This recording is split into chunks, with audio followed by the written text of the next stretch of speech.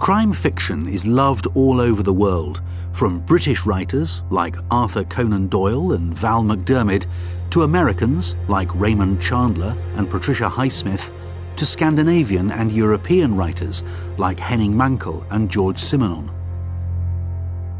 But two British novelists are called Queens of Crime: Agatha Christie and Ruth Rendell. Ruth Graysman was born in London in 1930. Her father was English and her mother was Danish. After she left school, she became a journalist. She married Don Rendell, who was also a journalist. In 1964, Rendell published the first Inspector Wexford novel, From Doon with Death.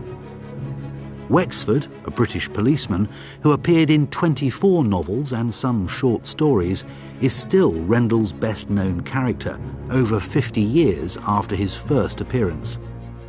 In 1975, Ruth and Don Rendell got divorced, but they remarried in 1977. Ruth Rendell continued to write, and she also started to write under the pseudonym Barbara Vine. The Barbara Vine novels are also crime novels, but they are much darker and more psychological. Some of her novels have been made into films, not only in English, but in other languages too. The French film La Cérémonie was adapted from the novel Judgment in Stone. And Pedro Almodóvar's film Carne Tremula is also based on a Rendell novel, Live Flesh. Ruth Rendell died in 2015. Today she is considered a queen of crime, but most people would probably agree that the original queen of crime is Agatha Christie.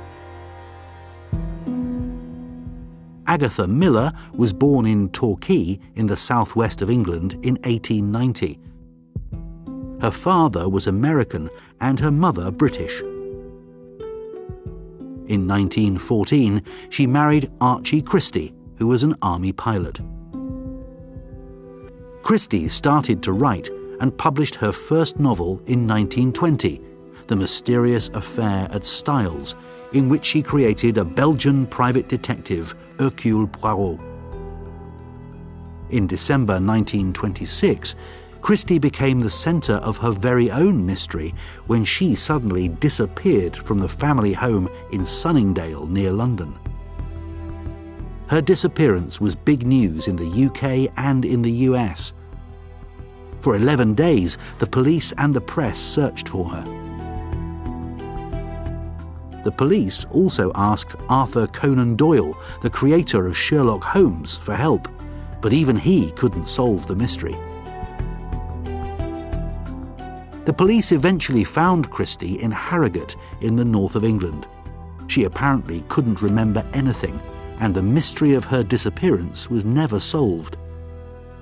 Soon afterwards, she and Archie divorced. Agatha Christie continued to write. She also married again, to Max Mallowan, who was an archaeologist. This marriage was happy. She created another detective, Jane Marple. Miss Marple is a little old English lady. She lives in a small village and solves crimes quietly and often without leaving her armchair. She is totally different from Hercule Poirot, who Christie described as a complete egoist. She also wrote more personal novels under the pseudonym of Mary Westmacott. Agatha Christie died in 1976, but her books are still read all over the world and watched in films like Murder on the Orient Express, plays like The Mousetrap, and television series like the Miss Marple series. Ruth Rendell and Agatha Christie had many things in common. They were both very successful crime writers, and they both wrote different novels under pseudonyms. They both divorced and remarried, and they're also both strongly associated with the detectives they created.